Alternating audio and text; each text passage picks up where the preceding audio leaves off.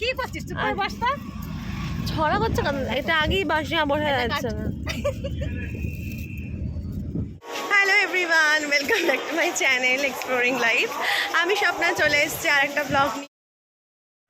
আজ আমি আমার ভাই আর মাসিকে হাওড়া স্টেশনে ছাড়তে যাচ্ছি বলাটা ভুল হবে, কারণ তারা ওখানে আগে পৌঁছে গেছে। আমরা এখান থেকে গাড়ি করে যাচ্ছি স্টেশন অবধি ওদেরকে সি অফ করতে।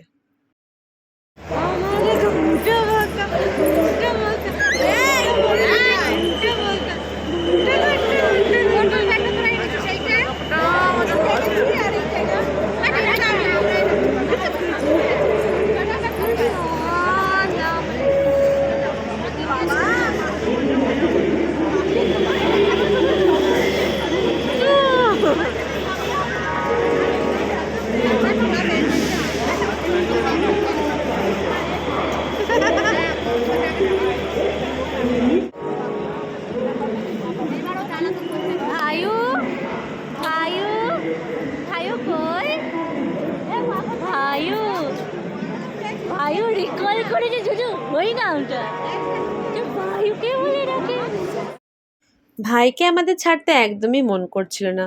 ওই যে হয় না, একজন মানুষ হজে যায় আর 40 জন তাকে ছাড়তে যায়, ব্যাপারটা ঠিক সেরকমই দাঁড়িয়েছে।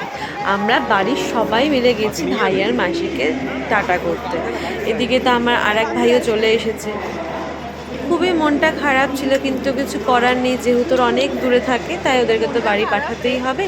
তবে চেষ্টা করে মাসি আবার তাড়াতাড়ি আমাদের কাছে ভাইকে নিয়ে আসে।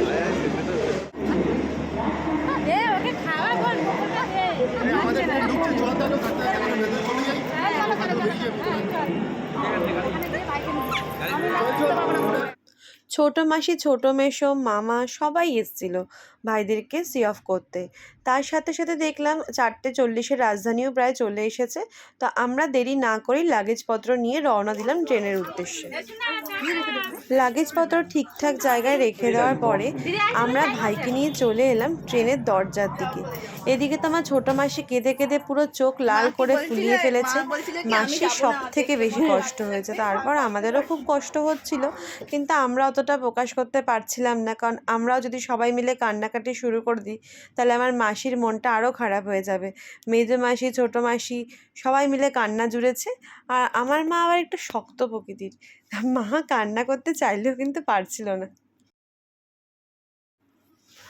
আমরা খুবই নিশ্চিন্ত ছিলাম, কারণ ভাই আর মাসির সাথে মামাও গিয়েছিল ওদেরকে ছাড়তে। এবার না ও বুঝতে পারছে।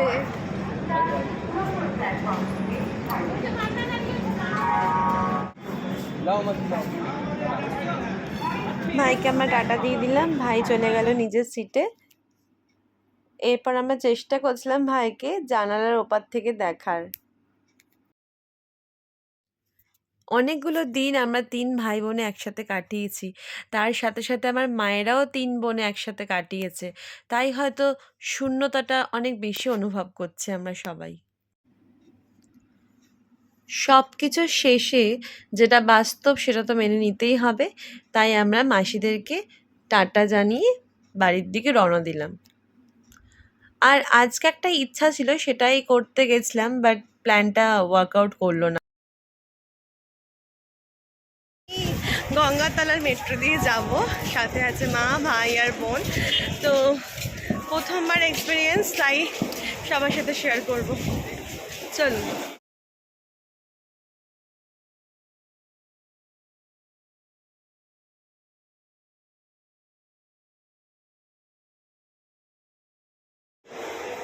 বা এত সুন্দর এঁকেছে, চারিদিকটা খুব ভালো লাগছে, বেশ নতুনত্ব, দারুণ করেছে। এদিকে সামনে রয়েছে মা আর ভাই। আমরা মেট্রোতে টিকিট কাটবো, আমাদের কাছে কার্ড আছে, তো আমার টিকিট কাটতে হবে না, বাট মায়ের তো কার্ড নেই, তাই মায়ের টিকিটটা কাটতে বোন আর ভাই গেছে। এই যে মা আর আমি এখন ওয়েট করছি। এখন এই যে বেশ সুন্দর সাজিয়েছে, কিন্তু দারুণ লাগছে।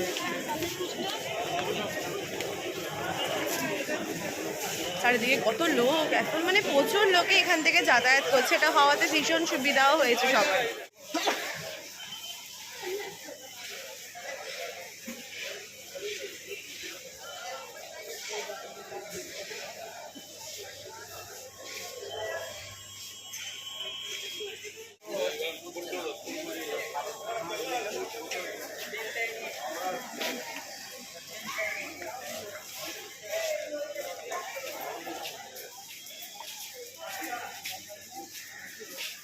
টিকিট কাটা হয়েছে হয়েছে টিকিট কাট থেকে জানতে পারলো যে মেট্রো নাকি চলবে না, অনলি স্প্ল্যানেড অব্দি যাচ্ছে। তো আমাদের স্প্ল্যানেড অব্দি কোনো লাভ নেই, আমরা যাবো তো অনেকটা দূর, তাই আমরা ভাবছি এখন প্ল্যান চেঞ্জ করে আমরা এখন এসি বাসে করে বাড়ির দিকে রওনা দেবো, নাহলে আর পাচ্ছি না বাবা।